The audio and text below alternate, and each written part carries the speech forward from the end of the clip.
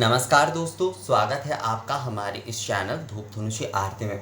दोस्तों, जगन्नाथ जी की रथ यात्रा की पूजा के विषय में आप लोगों ने मुझे कहा था वीडियो बनाने के लिए कि सहज और सरल तरीके से किस तरीके से जो है रथ यात्रा के दिन श्री जगन्नाथ जी के सेवा पूजन आदि किए जा सकते हैं, उसके विषय में। तो वही विषय जो है आज हम अपने वीडियो में बताएंगे आपको।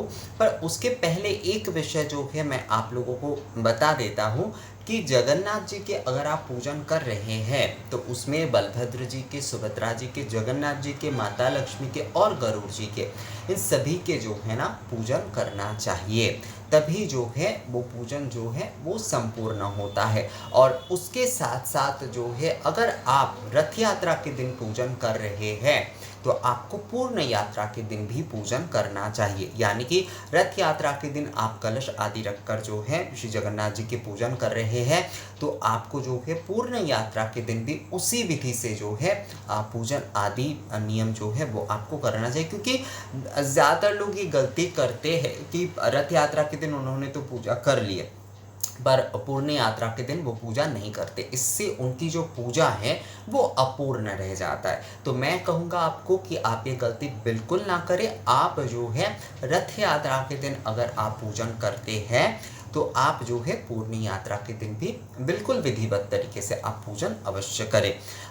कई लोग मुझे ये पूछ रहे थे कि क्या जगन्नाथ जी के सेवा पूजन जैसे कि उड़ीसा में किए जाते हैं कि एक मतलब रथ यात्रा से लेकर संपूर्ण पूर्ण यात्रा तक उस दिन कलश स्थापना करके रथ यात्रा के दिन, उसके बाद जो है पूर्ण यात्रा के दिन जाकर पूजन आदि पूर्ण किया जाता है। तो क्या उसी तरीके से जो है हमें करना चाहिए?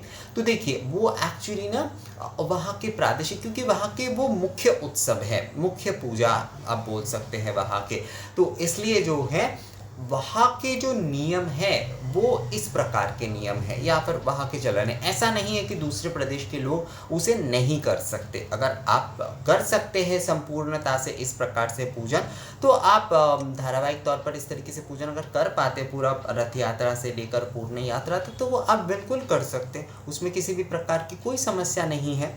पर अगर आप नहीं कर, क्योंकि अब ज़्यादातर क्योंकि हमारे जैसे हमारे इस तरफ भी वो चलन उतना नहीं है, हमारे इस तरफ भी जैसे केवल रथ यात्रा के दिन ही पूजन होती है और जो है पूर्ण यात्रा के दिन ही पूजन होती है। तो चलन क्योंकि ये ज़्यादातर कॉमन है, मैं कॉमन की बात कर रहा हूँ। कोई अगर करना चाहे, अगर सोचूं कि नहीं मैं रथ यात्रा से लेकर पूर्ण यात्रा तक संपूर्ण पूजन करूँगा, प्रत्येक दिन जो है सेवा पूजन करूँगा, तो वो अलग बात है, वो अलग बात है। पर अगर आप रथ यात्रा के दिन पूजन कर रहे हैं तो आप जो है पूर्ण यात्रा के दिन अवश्य एक बार जो है पूजन करिएगा। ये विषय जो है आपको बस ध्यान रखना है। आप पूरे उस समय में करें या ना करें, पर ये रथ यात्रा के दिन अगर पूजन कर रहे हैं तो पूर्ण यात्रा के दिन अवश्य पूजन करिएगा, तभी जो है आपकी पूजा जो है ना वो पूर्ण होगी, नहीं तो वो अपूर्ण रह जाएगा। रथ यात्रा की पूजन में जगन्नाथ देव जी की जब आप पूजन कर रहे हैं तो उसमें सबसे पहले जो है बलभद्र जी के पूजन किए जाते हैं, क्योंकि बलभद्र जी जो है वो जगन्नाथ जी के ज्येष्ठ भ्राता है। तो सबसे पहले ज्येष्ठ भ्राता को सम्मान दिया जाता है, तो उनके पूजन सबसे पहले होता है। उसके बाद जो है सुभद्रा जी जो है वो छोटी बहन है, तो छोटी बहन जो है वो लाडली होती है, तो इसलिए बड़े भाई के बाद छोटी बहन की पूजा होती है। उसके बाद जो है जगन्नाथ जी की पूजा होती है, उसके बाद जो है माता लक्ष्मी की पूजा होती है, उसके बाद गरुड़ जी की पूजा होती है। तो इसी ऑर्डर में जो है ना पूजन करना चाहिए हमेशा। कई लोगों को मैं देखता हूँ कि वो पहले जो है जगन्नाथ जी के पूजन करते हैं, उसके बाद लास्ट में जाकर बलभद्र जी या सुभद्रा जी के पूजन करते हैं। नहीं, ये तरीका बिल्कुल सही नहीं है। ज्येष्ठ भ्राता की पूजा जो है वो सर्वप्रथम की जाएगी, तो बलभद्र जी की पूजन जो है वो सबसे पहले की जाएगी। उसके बाद जो है सुभद्रा जी की पूजन होगी और उसके बाद ही जो है जगन्नाथ जी पूजन ग्रहण करते हैं, और उसके बाद माता लक्ष्मी के पूजन, गरुड़ जी के पूजन। ये विषय जो है ना बिल्कुल आप ध्यान रखिएगा जब आप पूजा कर रहे हैं। कलश स्थापना के बाद जो है जब आप पूजन शुरू कर रहे हैं, जो भी सारे आचमन आदि विधि के बाद जो है आप जब पूजा शुरू कर रहे हैं तब आपको इस नियम से पूजा करना चाहिए कि सबसे पहले बलभद्र जी के पूजन, सुभद्रा जी के पूजन, उसके बाद जगन्नाथ जी, माता लक्ष्मी के पूजन। ये विषय बिल्कुल भी आपको नहीं भूलना है, इस बात का आपको ध्यान रखना है। मैं यहाँ पर आपको पंचोपचार धूप धूपोपचार के साथ ही जो है पूजन विधि बता रहा हूँ, क्योंकि आप में से ज़्यादातर लोग मुझे कहते हैं कि आप थोड़ा लंबे तौर पर बताते हैं तो थोड़ा हम लोग को कन्फ्यूजन हो जाता है, और सभी लोग तो कर नहीं पाते क्योंकि हम लोग तो उतना मंत्र के साथ या फिर उस तरीके से देखिए एक दिन में नहीं होता। मैं भी आज आप लोगों को बता रहा हूँ तो एक दिन में वो नहीं होता है। मैं कोशिश यही करता हूँ कि दशोपचार विधि के साथ आप लोगों को बताऊँ, क्योंकि उत्सव की पूजा आदि जो है वो दशोपचार विधि ही हो जाती है। पंचोपचार या सप्त उपचार जो है ना वो उत्सव की पूजा के लिए जो है उतना नहीं होता, मतलब कम करके भी अगर हम देखें ना तो उसमें 10 उपचार आदि आ ही जाते हैं उत्सव की पूजा में। तो इसलिए मैं 10 उपचार विधि से ही आप लोगों को बताने की कोशिश करता हूँ। अगर आप उसमें से पंचोपचार करना चाहें तो उसमें से पंचोपचार ही आप कर सकते, कोई समस्या उसमें नहीं है। तो मैं ये वीडियो जो है इसलिए आप लोगों को पंचोपचार विधि से ही बता रहा हूँ, पंचोपचार धूपोपचार विधि से जो है। और जो लोग दशोपचार करना चाहते हैं वो दशोपचार करें, कोई समस्या नहीं। और जो लोग षोडशोपचार जानते ही है उसी प्रकार से वो षोडशोपचार विधि के साथ भी पूजन कर सकते हैं। तो सबसे पहले जो है आपको एक बार नॉर्मली आचमन करना चाहिए। जब भी हम पूजा में बैठे तो हमें आचमन एक बार करना चाहिए। इसके बाद जो है हम कलश स्थापना करेंगे, इसके बाद जो है हम जल शोधन आदि करेंगे, इसके बाद जो है हमें आचमन आदि करके पवित्रकरण आदि करके धूप दीप प्रज्वलन करना चाहिए और गंधादि अर्चन करना चाहिए। गंधादि अर्चन का क्या अर्थ होता है? गंध आदि यानी कि चंदन, पुष्प, अक्षत, धूप दीप, ये जो भी सब कुछ हम लोग ये जो है लिया है पूजा के लिए, यानी कि भगवान को हम निवेदन करेंगे, जिससे हम पूजन करेंगे, उसे जो है ना अर्चन कर लेना, वो देव तुल्य कर लेना, मतलब भगवान के पूजा के उपयुक्त कर लेना, इसे गंधादि अर्चन कहते हैं। गंध आदि इसके अर्चन मैं अलग से आपको एक वीडियो बनाकर ये दिखाऊंगा कि किस तरीके से गंधादि अर्चन करते हैं।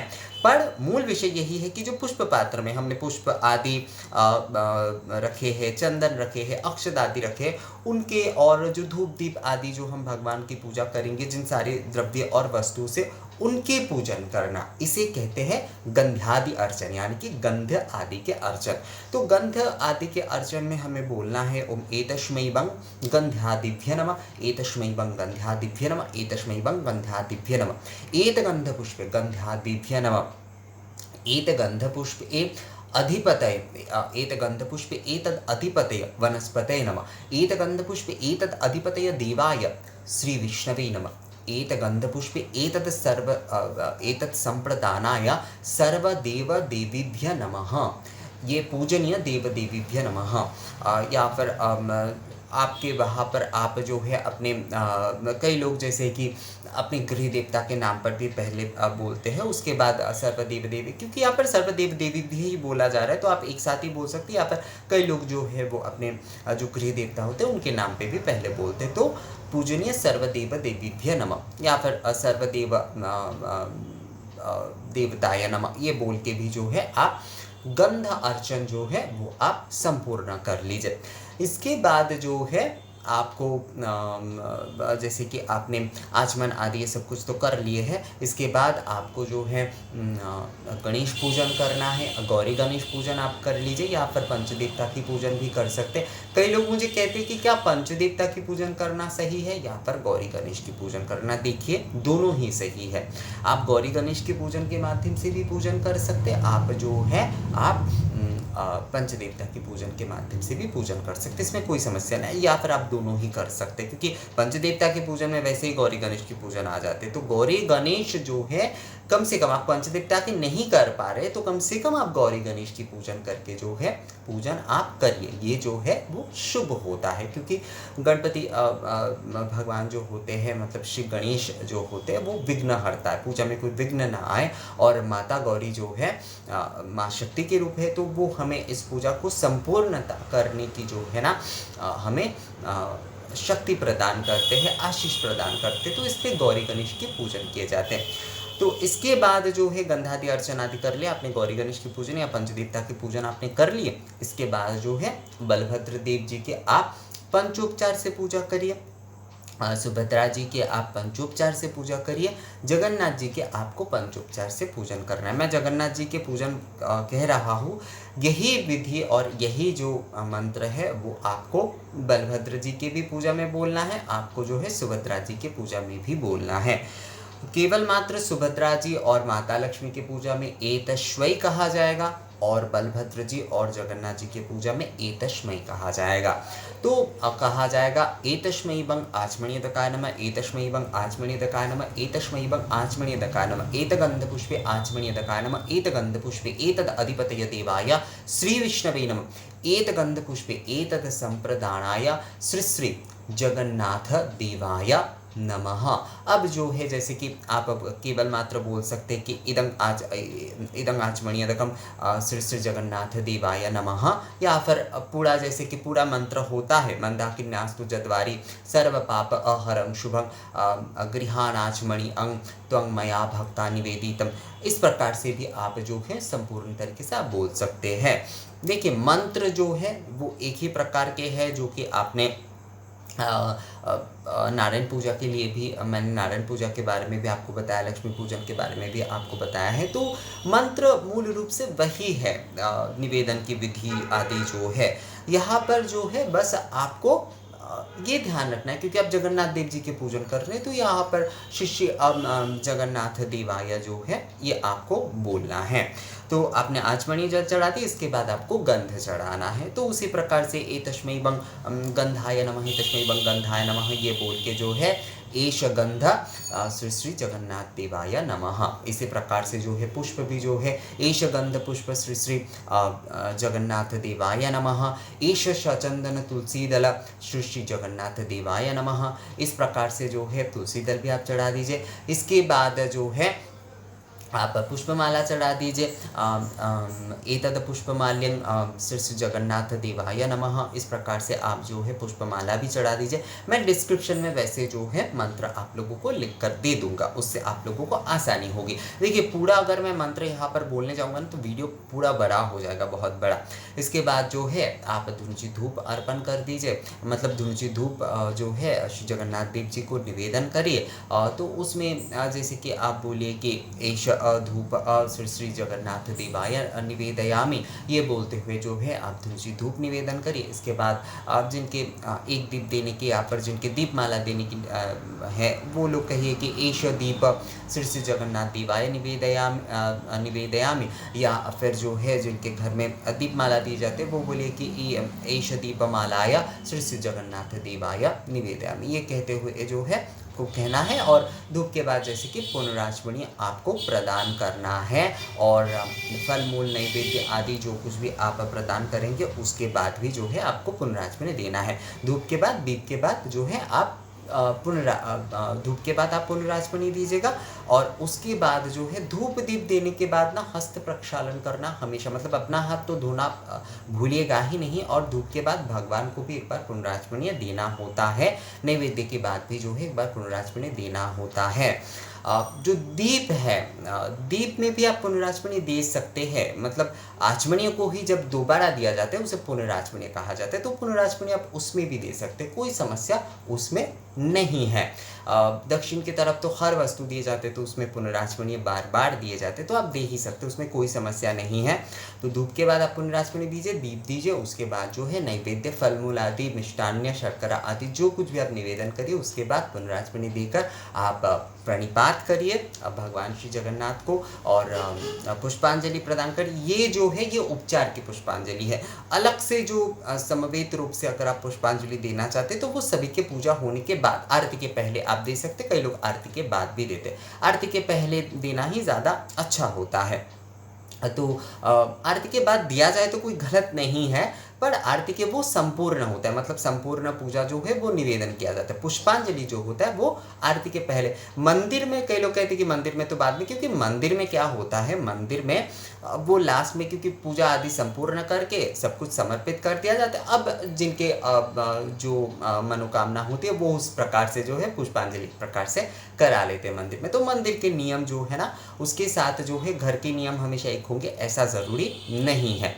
तो इस प्रकार से जो है आप जगन्नाथ जी के पूजन कर लीजिए और इसके बाद जो है माता लक्ष्मी के पूजन के जाएंगे। माता लक्ष्मी के पूजन में जैसे कि आप जो भी निवेदन करेंगे, जैसे कि एतश्वैबम, जगन्नाथ जी के पूजन में जैसे एतश्मयी कहा जाएगा, बलभद्र जी के पूजा में जैसे एतश्मयी कहा जाएगा, माता लक्ष्मी के पूजन में एतश्वै बंग धूपाय नमः, एतश्वै बंग धूपाय नमः इस प्रकार से निवेदन करना होगा, वहाँ पर एतश्वै कहना होगा। माँ लक्ष्मी को भी जिस प्रकार से मैंने आपको जगन्नाथ जी के पूजन बताया उसी प्रकार से आप निवेदन आदि करिएगा। तुलसी पत्र माँ को निवेदन नहीं होगा, अक्षत आदि जो है वो निवेदन करेगा। जगन्नाथ जी को भी मतलब जो विधि से मैंने आपको जगन्नाथ जी के बारे में बताया पूजन विधि, उसी प्रकार से माँ लक्ष्मी के भी पूजन किए जाएंगे और उसके बाद गरुड़ जी के पूजन किए जाएंगे और इसके बाद जो है आरती आदि जो है आपको करना है। जगन्नाथ जी के पूजन जो है वो आपको सुबह के समय ही करना है और संध्या के समय आरती आदि जो भी सारी विधि होती है उस प्रकार से आप पूजन करिएगा। आरती सुबह के समय पूजा के बाद तो आपको एक बार आरती करना ही है, साथ में आप मध्याह्न भोग आदि प्रदान कर रहे तो उस समय भी आप आरती कर सकते हैं। और संध्या के समय रथ यात्रा की पूजा कभी सूर्यास्त के बाद नहीं होती है, कभी भी नहीं होती है। बहुत सारे लोग संध्या के समय करते नहीं, ये बिल्कुल सही तरीका नहीं है। रथ यात्रा की पूजा हमेशा सूर्यास्त के पहले करना चाहिए क्योंकि सूर्यास्त होने पर रथ रुक जाता है, तो रथ यात्रा की पूजा हमेशा सूर्यास्त के पहले करना होता है।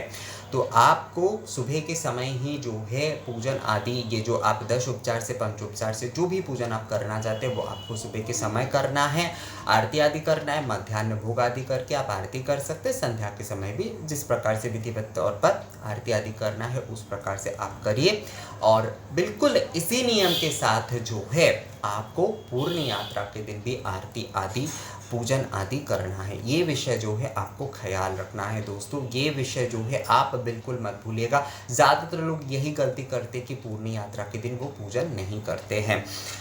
तो पूजा मंत्र में जो है शिष्य बलभद्र देवाय नमः, उसके बाद जो है सुभद्रा जी के पूजा में श्री श्री सुभद्रा दिव्यै नमः, शिष्य जगन्नाथ देवाय नमः, शिष्य महालक्ष्मी दिव्यै नमः और शिष्य विष्णु वाहन गरुड़ देवाय नमः। इस प्रकार से जो है आपको मंत्र जो है वो आपको बोल के पूजन आदि संपूर्ण करना है। पंचोपचार से करें, धूपोपचार, दशोपचार, जिस उपचार से भी आप पूजन करना चाहते हैं। मुझे एक जन ने सवाल पूछा कि धूपोपचार एक्चुअली आप जो कहते हैं उसका एक्चुअली सही में अर्थ क्या है, ये मैं अलग वीडियो करके आप लोगों को बता दूंगा, निश्चिंत रहिए आप जिन्होंने भी ये सवाल पूछा है। तो जगन्नाथ जी के जो पूजन है अब वो आपको इसी प्रकार से कर लेना है। बाकी मैं जो मंत्र आदि है, जो निवेदन विधि है वो मैं डिस्क्रिप्शन में दे दूंगा।